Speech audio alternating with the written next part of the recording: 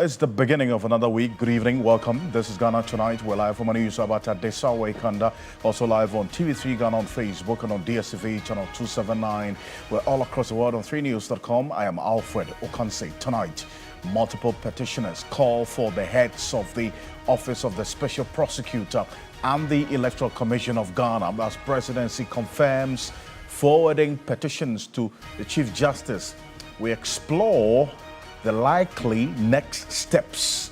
So stay with us on Ghana Tonight on this matter. Stakes are high as Asantino 2482 the second wraps up mediation of the Boko conflict. Roadmap to peace expected to be announced soon.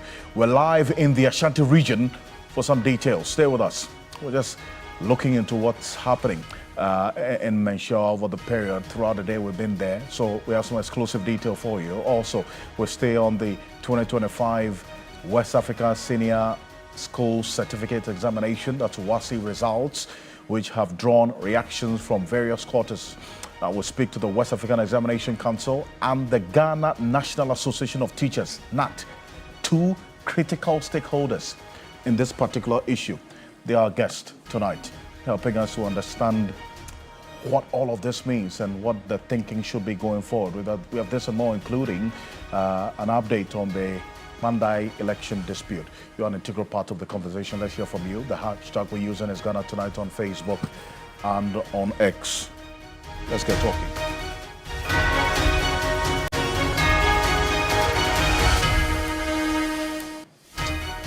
Well, let's settle for Ghana Briefs.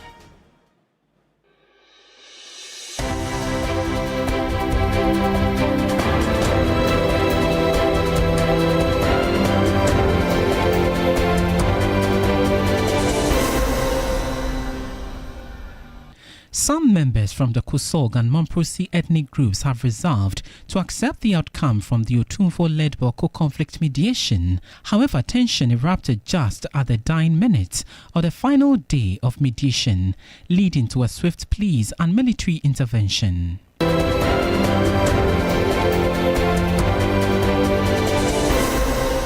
President Mahama has directed Ghana Education Trust Get Fund to release funds for the construction of two boarding facilities and staff accommodation at the John Evans Atta Senior High School in Ekumfi, Otuam.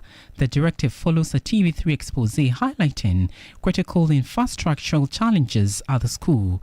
The new projects are expected to be completed within 12 months. The development project for which we cut sword on 4th November 2025 will be completed within a record time of 12 months.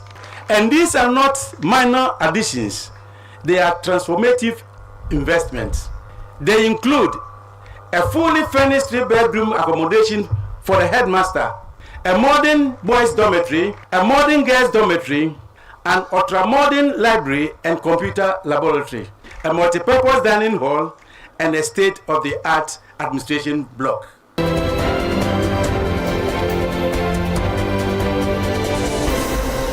Government is engaged in ongoing discussions with drone delivery service Zipline regarding the future of its critical medical supply contract. Health Minister Kwabena Minta Kando says despite public scrutiny and parliamentary pressure, a decision on whether to determine the partnership has not yet been reached. We have 6 centers, so we are paying a little over $500,000 every month for the services of the drones. What is more interesting, and I think everybody needs to know, is the fact that in the beginning of this contract, the idea was that we were not going to use government of Ghana money to pay, but upon review of the activities, what we have realized is that the hard-to-reach areas constitute only 12% of the activities. 12%.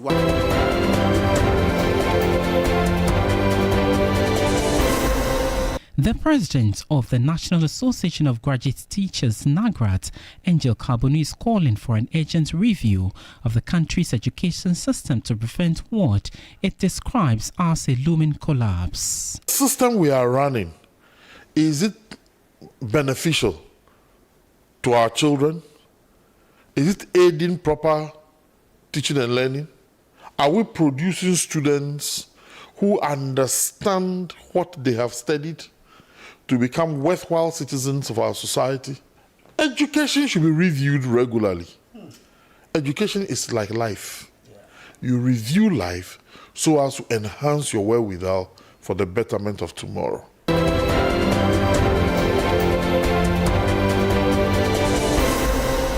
The Bank of Ghana is set to announce a new capital requirement framework for non-interest banking and finance, commonly known as Islamic banking. The disclosure was made by an advisor to the central bank, Professor John Gachi, at the 2025 Continuous Professional Development and Induction Seminar organized by the Association of Certified Chartered Economists in Ghana. We expect some windows to be established. We also expect some fully fledged non-interest bank to be established. I'm aware some conventional banks are upbeat about establishing a window, and that will definitely happen.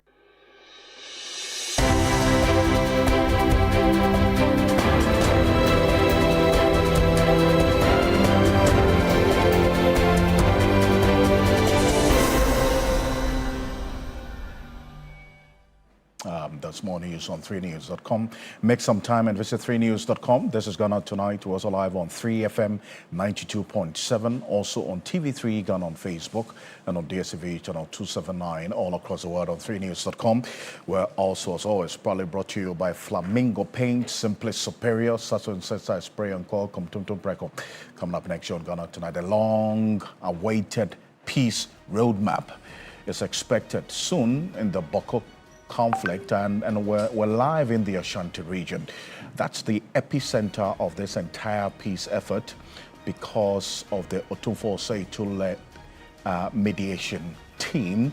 That's where they've been doing quite some work, a lot of work over the period. And indeed, earlier today, some members from the Kosol and the Mamproshi ethnic groups resolved to accept the outcome from the Otumfuo-led Boko conflict mediation efforts. They have committed to accept the outcome.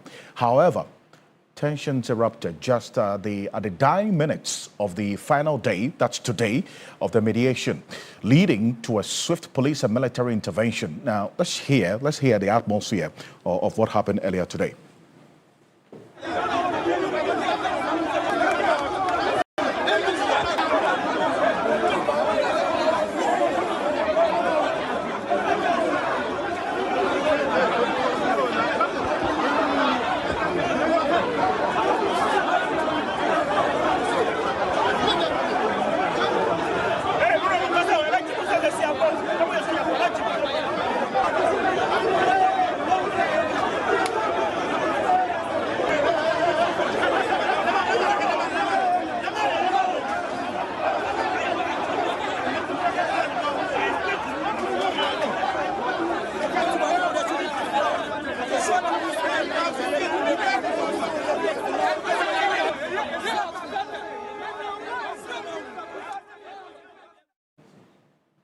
And all of this was at the frontage or the entrance of the Menchia Palace, where this Otumfuo-led mediation talks, that's this team, have been sitting for a while now, trying to strategize, meet, compromise, and to find lasting peace for this Boko conflict, this protracted conflict. William Evans Inkum is our Northern Bureau Chief, and he's been lurking around the Menchia Palace earlier today. In fact, this video we just showed you is one that he got because he's been around the area since morning, observing exactly what's happening.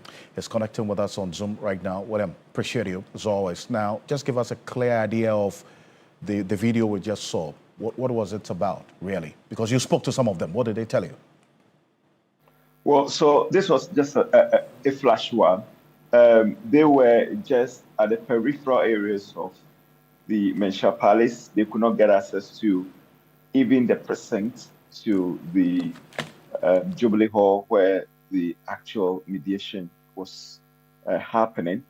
And, well, we just heard some skirmishes, which has to do with the fact that a member of one of the ethnic groups actually ran a motorcycle on one of them, igniting some level of tension. But the military and the police were swift because they were just close. I mean, from my position, the Kusao was standing on the right position, and then that of the Mamprugu or the Mampusis on the left. Between them, just a few steps, about 15 steps away. And so, I mean, they were that close, and that particular tension erupted. So the military had to quickly, and the police had to quickly come in order to avert what probably would have looked like an escalation. But right after that, just some few minutes, then we heard jubilation. Both parties were jubilating. It was just around the time that the delegates or the leadership representing the two ethnic groups were exiting the Menchia Palace. Well, again, we're a bit confused as to what might have sparked that wild jubilation, but we were only getting from them that, well, they probably may have been hearing certain information that possibly was going their way. But Menchia hasn't released any official statement as to whether, there has been a position taken as far as the current impasse is concerned. Alfred. I see. Now, beyond this earlier skirmishes and what we're seeing there, you say that they committed to accept the outcome of the mediation led by Otumfuo Osei to the second after what we just saw? Well, absolutely. So I spoke to some of the supporters, not the leadership who were with Otumfuo, in the Jubilee Hall where mediation was happening, because we did not get any opportunity to engage any of them because, they had moved in a bus. But of course, some vehicles right after the talks, they were, marched straight, or they walked straight into their various vehicles.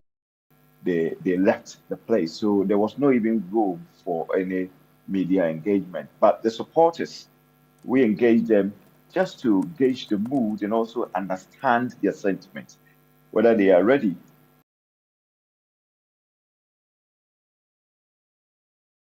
for whatever outcome that will emerge from Otumfuo's mediation. And they tell me that they are ready because they reveal Otumfuo, and for that matter, they believe that whatever agreement that they reach or he reaches with the parties is something that will inure to the overall benefits of Bawku. So they are ready to accept whatever outcome that will emerge from that particular meeting. But we do not know, I cannot tell the position of the leadership who represented both ethnic groups, of course, those who were with the Santekene, because we've not had any opportunity to engage them directly. I see. Now, we're seeing, heavily armed military police personnel at the entrance, and then also you give us a sneak preview into the foyer and some of the buildings within the Menchia Palace. We saw some notable persons going in there as well to help in the process. That video that we just saw earlier, and in fact, just give us, beyond what we are seeing on the TV, an idea of the atmosphere there earlier today when you stayed for the most part of the day there. What was going on?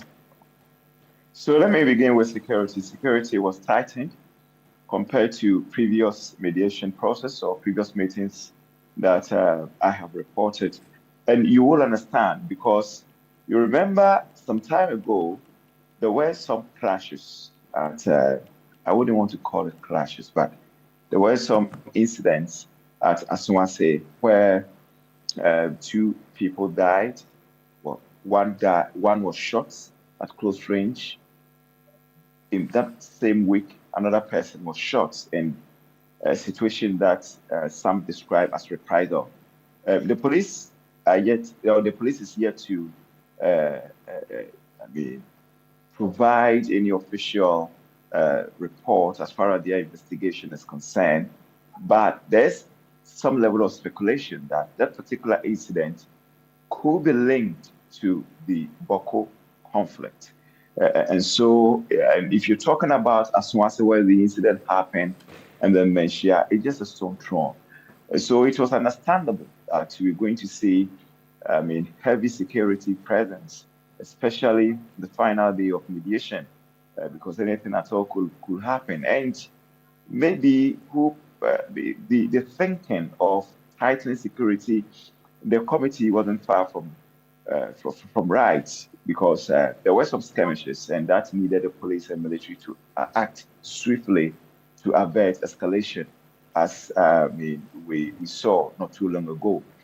Now, beyond security, we also saw some notable personalities. For instance, Kletos Aboka, one of the very person that is easily identified as far as political discourse in this country is concerned, former member of parliament, Fosibila, he was there. And of course, some former members of parliament, even from the opposition, MPP. Then, of course, we also saw the MCE for Boko, District Chief Executive for Garu, and they were all there. They were all there. Garu, yes, they were all there. And among other leadership as far as the traditional authority is concerned, for both ethnic groups. Wonderful. Appreciate you for this detail. Thank you so much. William Evans Nkum is our Northern Bureau Chief, and just trust that we're going to be there. We'll be updating you every step of the way. Today was the last day from the details that William Evans Nkum gave to us. So from tomorrow, we're going to be observing how things play out. But the good news we pick out of this is that commitment to abide and, in fact, accept the details of this particular mediation process. But we have eyes in Boko as well, because, and this is it, we're going to show you what's happening right now. Even though there's commitment to accept the outcome of this mediation, the military is not leaving anything to chance. There have been some checkpoints that have been set up in strategic places in the Boko enclave. And so yesterday we got news of, some skirmishes that has been also quelled. There's been relative peace that has been restored in the area.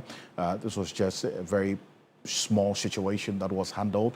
Well, the information we get on the ground is that the military have set up strategic checkpoints on some of the streets in the Boko municipality as well. So they have a hold on what is happening in there, assuring the people, especially the Boko residents, of peace and their presence to ensure law and order as well. So that's the situation on the ground. But this is one we'll keep an eye on here on Ghana Tonight. But coming up next, pressure is mounting as the multiple petitioners target the special prosecutor and the Electoral Commission leadership. And that's what's coming up here on Ghana Tonight.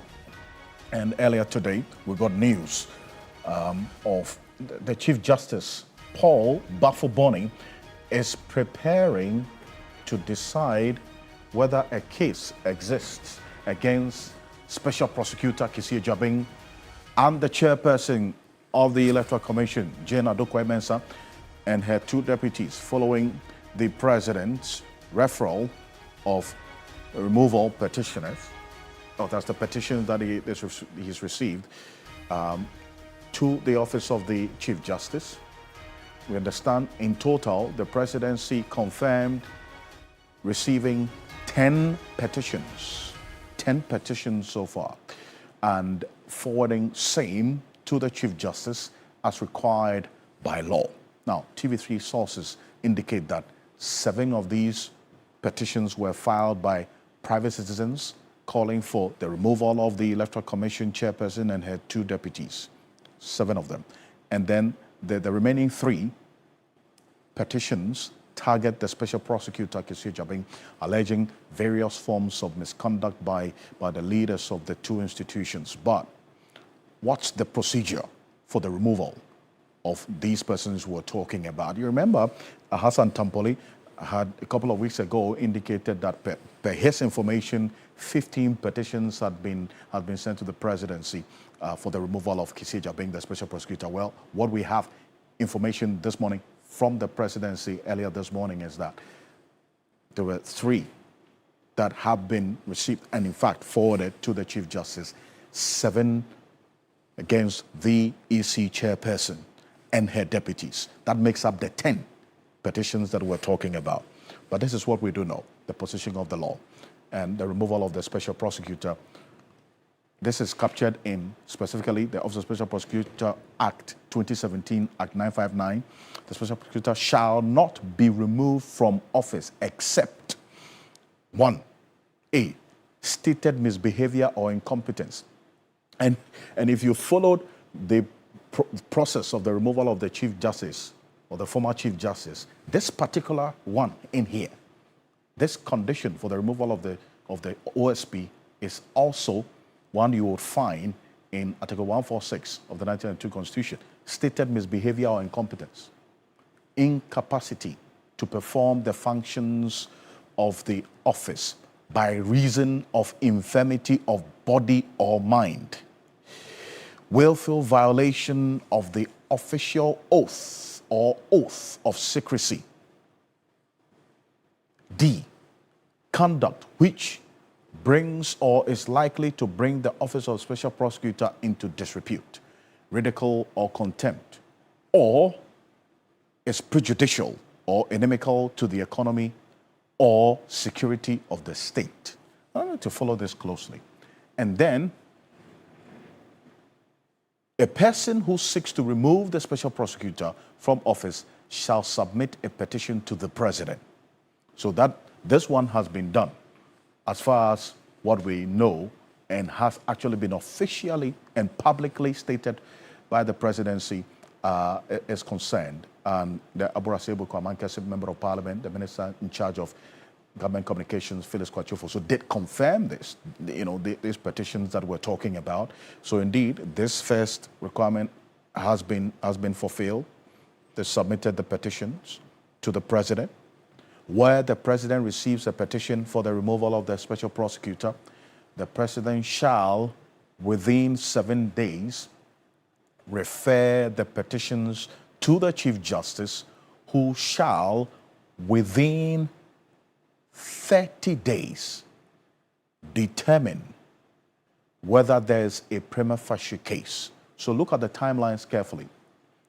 Where the President receives a petition for the removal of the Special Prosecutor, the President shall, within 7 days, refer the petition to the Chief Justice. And we don't have any clear information as to when the President received the petitions, but to the extent that it's been forwarded to the Chief Justice means that the President has fulfilled this first requirement of the timeline. We also don't have an idea as to when exactly the petitions were forwarded to the Chief Justice so as to be able to count the 30 days. But we do know that the petitions have been forwarded to the Chief Justice, who shall, within 30 days, determine whether there is a prima facie case. And this is very different from the process for the removal of the Chief Justice. Now, where the Chief Justice determines that there is a prima facie case, the Chief Justice shall, within 14 days, set up a committee consisting of A chairperson who is a justice of the Supreme Court, B, a lawyer of at least 15 years standing at the bar, and C, one other person with expertise in investigation. And in fact, a lawyer who is 15 years at the bar qualifies to be appointed as a Supreme Court justice. 5, the committee shall, within 90 days, investigate the matter and make it its recommendation to the President through the Chief Justice. The President shall act in accordance with the recommendations of the committee. Now, that last part is consistent with what we saw also in the removal process of the Chief Justice. The President shall just act in accordance with the recommendations of the committee. That is what the President is expected to do, and he doesn't have an opinion whether or not he agrees with them. Okay? Now, we have the Chief Justice, in fact, the Office of Special Prosecutor earlier today, they've been making a strong case for themselves in terms of the achievements that they have made. That is the OSP, that's Kessie Agyapong, while he's been in office over the period. Now, it's one thing that we've seen play out in a very, very interesting way, especially because just when this calls for the removal of the OSP heightened, and we saw Martin Kpebu, private legal practitioner, has been forceful in that regard. We've had the likes of Manasseh Azuria when they also asked questions of the special prosecutor right from the weekend on Key Point and how things have been flowing from then till now. The special prosecutor has put out his office, as a matter of fact, has put out something in terms of, they say, their achievement over the period. They're making a case for themselves. They say the OSP has reached 9.4 million people through prevention, focus work, 9.4 million. That's huge. If you look at our population as a country, you're talking about, about 30%, almost. Now, Youth Against Corruption, and they talk about the impact, they've outlined it there. They say direct recoveries. They say the OSP, per their records, they say they've recovered over 6.5 million Ghana cedis, and then $2 million. And they state the sources for the recoveries: 106,319 from payroll audit restitution. That's like clearing ghost names, okay? So, but then beyond this, the questions asked as to what exactly happened to those ghosts, the people who were receiving money in the names of these ghosts. Any prosecutions? That's the question that was asked. Now, 206,000 from plea bargains, 6.9 million Ghana cedis from petroleum product diversion investigation, $2 million recovered for MIIF, as a Minerals Income and Investment Fund from the gold trading program, $2 million. So this recoveries, just that $2 million is from MIIF alone. Now, asset seizures, we talk about over 102 million Ghana cedis worth of assets seized pending confiscation proceedings. Many more assets seized are yet to be valued by STC, from luxury cars to houses to bullion vans. And then they talk about the national and regional engagement.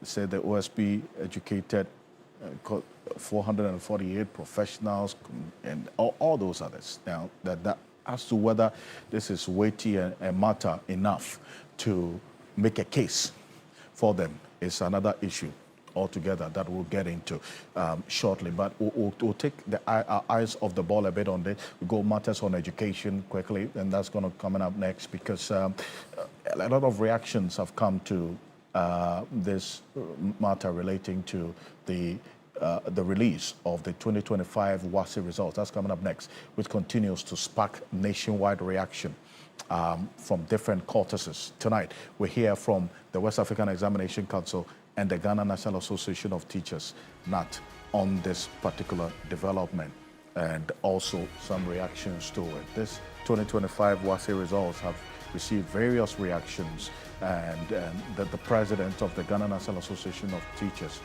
that's the National Association of Graduate Teachers, I beg your pardon, NAGRAT, Angel Kabono, is calling for an urgent review of the country's education system to prevent what it describes as a looming collapse of the education system in this country based on, the outcome of these results. And this is what Angel Kabano had to say to Daniel Opoku earlier today. The system we are running, is it beneficial to our children? Is it aiding proper teaching and learning? Are we producing students who understand what they have studied to become worthwhile citizens of our society? Education should be reviewed regularly. Education is like life. You review life so as to enhance your wherewithal for the betterment of tomorrow. Please, politicians should hands off education and allow professionals to run education in this country. The sole financiers of education is the taxpayer. The politicians are just the conduit through which the money passes. That's Angel Kabano there. As I indicated, we just put a brief freeze on this OSP and EC petitions matter. We'll come back to it in a bit. But this is it. Here's what we do know in terms of the WASSCE 2025 results that have stoked a lot of conversation. 461,736 candidates sat for this. And in terms of the results, specific English language, we tracked it right from 2022 till now. You see, from 2022 was just about 60% in terms of the pass rate. And in fact, there are some the stakeholders in the education sector who say, look, to understand the bigger picture of this situation, don't look at the pass rate alone. So we're going to drill that, but stay with me closely. There is 73.1 in 2023, and then reduced a bit to 69.5. That's for English, pass rate. The emphasis is on the pass rate. Then integrated science, pass rate, at least over the last 4 years, this year was the lowest.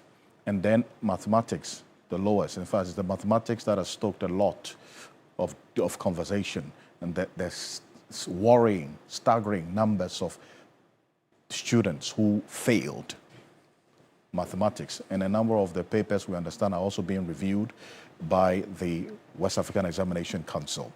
And so if you look at the individual subjects, 2025, in terms of percentage, represents the lowest pass rate from maths, English, the core subjects as well.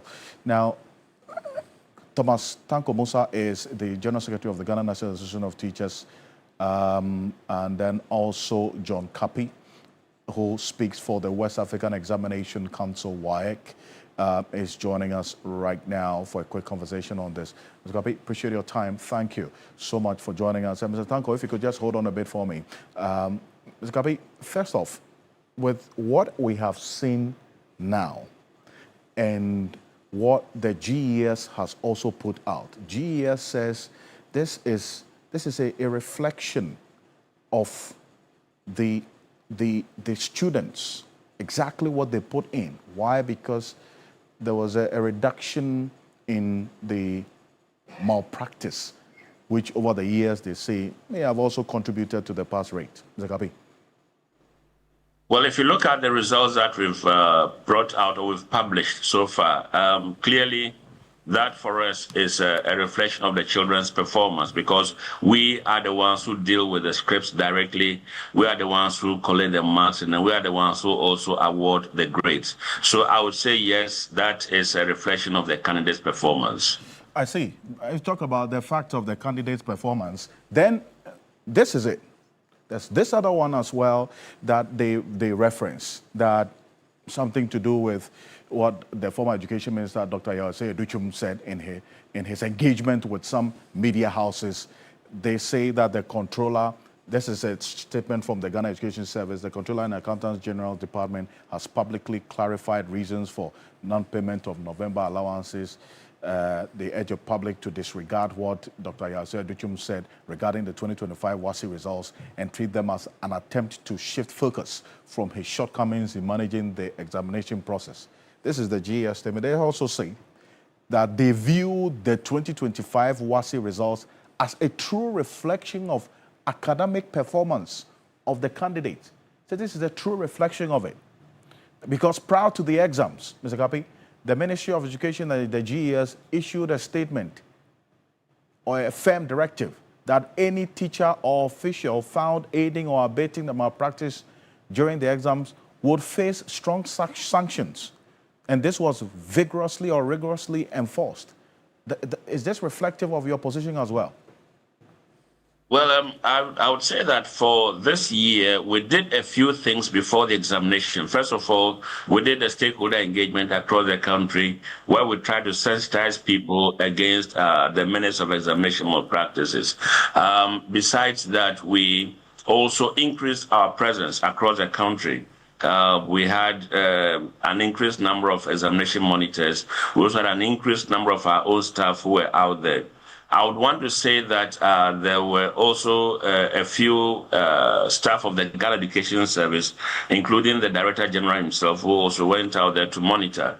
Then we had whistleblowers, very, very positive step, whistleblowers who drew our attention to things happening in some of the areas. And indeed, when we sent our personnel, we realized that whatever they were reporting was true. So I would say that we deployed a lot of people, but I think that at a press meeting that I attended, the minister was emphatic about the fact that they would deal decisively with any teacher who misconducts himself in the course of the examination. So, well, I believe that with these words and the sensitization that we also did, we were able to have people realize that there was a need for them to allow the children to do independent work.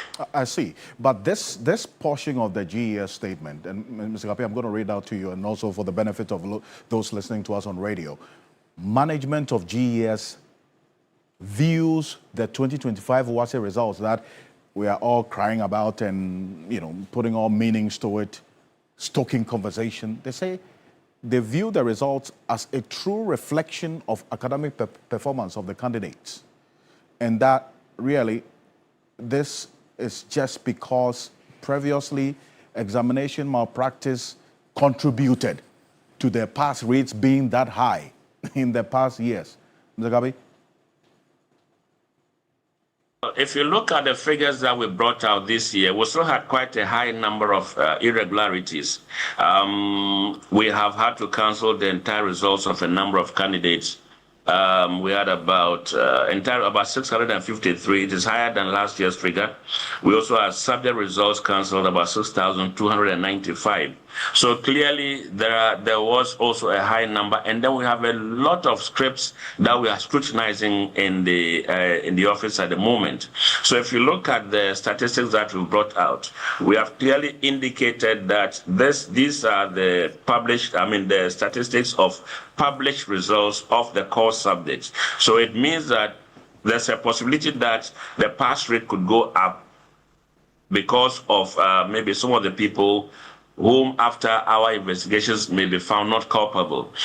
So I would say that, well, much as we were able to send out a lot more people, we still recorded a number of irregularities, so that we've got to be able to balance it in such a way that we are cautious in concluding that this is a success story. It is work in progress, if you ask me. I say, Mr. Kapi, hold on a bit for me. Thomas Musa Tanko is the General Secretary of the Ghana National Association of Teachers. I have a stable connection to you now. Thank you for joining us. What's your own reading? The National Association of Teachers, you're an integral part of this entire education system we're talking about, and this WASSCE results as well, because your members taught the students. What's your own reading of what we are all crying about now? Good evening, my brother. I think since WAEC released the results, there have been several scenarios, opinions, and commentaries on the results that were released by the West African Examination Council. Normally, when the results are released, depending upon the outcome, if the difference between what has been released now is not that great to the previous ones, normally people don't complain. that when people start complaining like what we have now, what we do is that you wait for the chief examiner's report. Because the chief examiner's report, the starting point should be the releasing of the results. Then the next point is the chief examiner's report. Now, if you look at the chief examiner's report, that will then lead me to the third one. The chief examiner's report normally will do some kind of trend analysis and give reasons why we are where we are today. So take, for example, if you want to do the trend analysis from 2016 to date, you will realize that the 2015 one that we are talking about now, we have been here before. We have been here before. Check that of the 2017. You realize that the requirement needed to go to any tertiary institution, which is the A1 to C6. In 2017, those who passed the English language was 52.24%. And if you look at the integrated science, integrated science was 52.8. Then if you look at the social studies, mathematics, we are 41.66. Then the last one, the social studies, where we are 42.52. In the same way, if you look at the 2018, it follows like that. We are 46.79. You are 50.48. That's for integrated science. Then when you come to mathematics, we have 30.15. Then if you look at the last one, social studies, we have 73.25. So within the past 10 years, trend analysis will tell us that the best period has been 2023.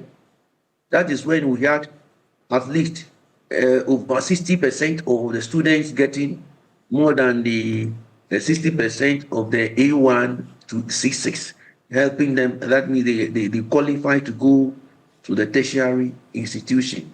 Then I think the next one should be the 2022.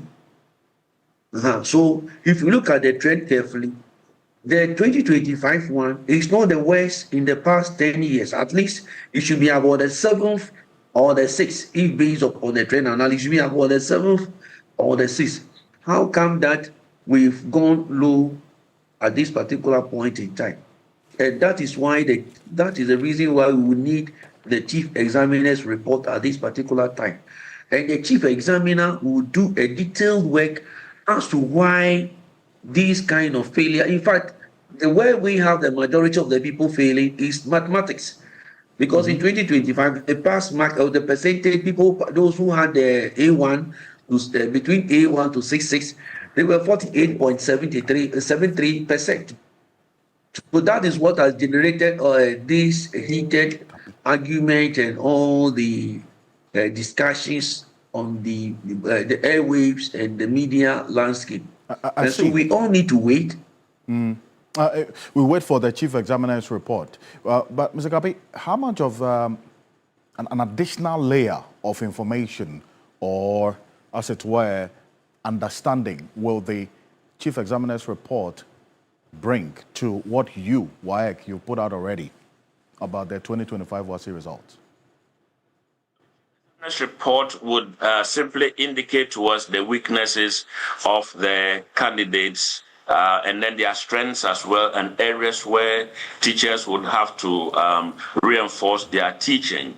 So the chief examiner's report may not necessarily tell us that, okay, this time they did independent work. With the scripts that we have that we are scrutinizing and which are as a result of the discoveries made by examiners in the course of marking, we would say that people still tried to cheat. I mean, it's for me, I find it part of our human society where people know there are rules, but they also try, to bend them to suit themselves. Indeed, and that's why you are there as well, together with the GES, to make sure it doesn't happen. But Mr. Tanko, you've seen the GES report. They've responded to something related to your concerns about teacher welfare. They say it's not true that they cancelled any allowance due you, the teachers, as claimed by the former Education Minister, Dr. Yawase Duchum, when he interacted with some media houses. And he says that influenced teacher motivation and so on. But they address other matters in this statement as well. What's your own diagnosis of where the problem really came from and what should be the thinking going forward? Our educational institutions, in particular the SHS level and the basic education, they are heavily challenged. We cannot run away from that. We cannot run away from that. And I, for the past 10 years, I have been saying one only thing, that we need a dedicated fund for our basic education in Ghana. I repeat, we need a dedicated fund for our basic education in Ghana. Look, we cannot be running an educational system like we are in the intensive care unit where every day everything is on credit. When you want to eat food, we eat it on credit. When you want to do anything, you want to go and buy perishables, you do it on credit. Almost everything is on credit. We don't have any sustainable source of income to run our basic education. It is a problem. There is no sustainable source of income in running basic education in Ghana. And it is a huge deficit and gap which we all must agree to resolve. If we do not do that, it will not help anybody. Look, we will continue to have some of these problems because everything about education is run on credit. Everything. When you want to buy food today, the schools will have to go and credit the food so that later government will come and pay. If you even want to get any TLM today, you have to go and credit the thing, and then later government. For how long are we going to be running an educational system like this? It will not work. I have heard about people talking about allowances for teachers and all that. Look, currently at the SHS level, the teachers are working 24/7, non-stop, because of the double track. They are working 24/7 non-stop because in the morning, you will work from morning up to about 3 o'clock. You are a teacher. And between 3 to 5, if you wake up to 4, between 4 to about 6, you will sit down and mark. I see. And very, very serious concerns that you raised there, Mr. Tanko. And this is one that even beyond this BEC, the WASSCE results, has to engage the minds of the regulators and then also persons who are taking hold of our education sector. Thank you very much for joining us. That's Thomas Musa Tanko, is the General Secretary of the Ghana National Association of Teachers, NAT.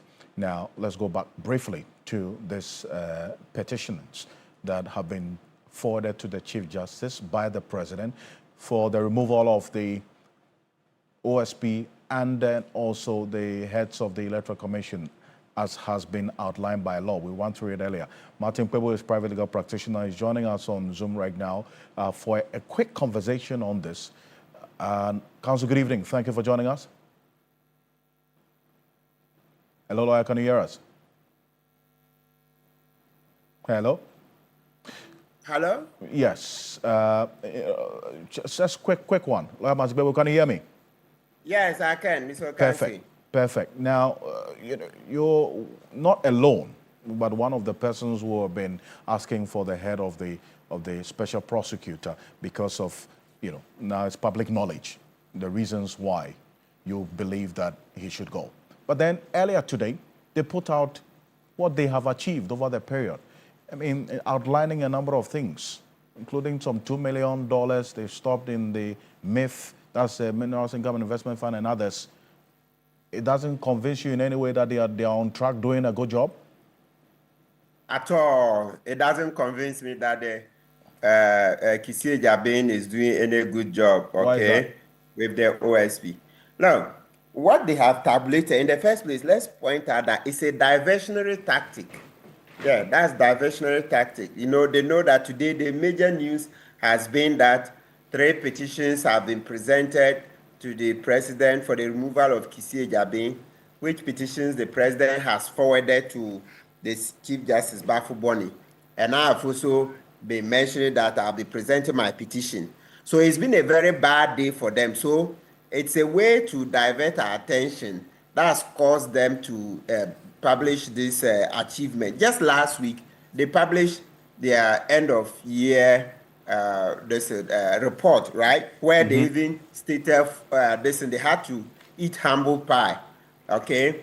In respect of the $2.7 billion Sami Darko had claimed that the office had saved us in respect of the SML matter. But Manasseh fact-checked them, and then now they had to backtrack in the report that they did.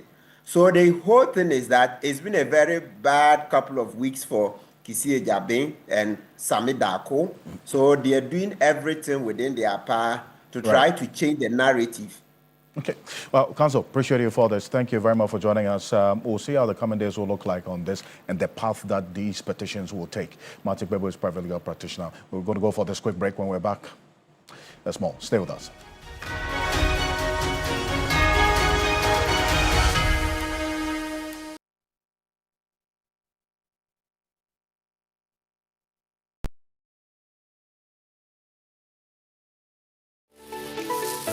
Why are more and more professionals choosing Flamingo Paint? As an interior decorator, I aim for that beautiful